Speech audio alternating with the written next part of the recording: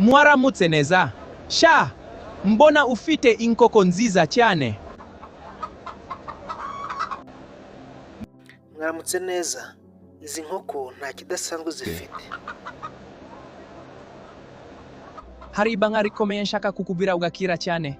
Izi nkoko zishobora gutera amagi arimo zahabu. Zahabu? Uravugisha ukuri? Ndagufasha. Mpa imwe muri izi nkoko ejo nzagaruka mporeke uko bikorwa.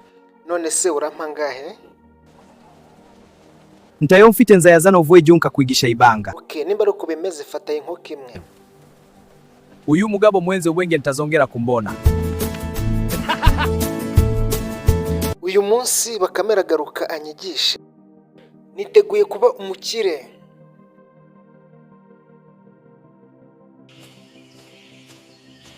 Uyu mugabo agira inkoko nziza pe nubwo azitangira ideni.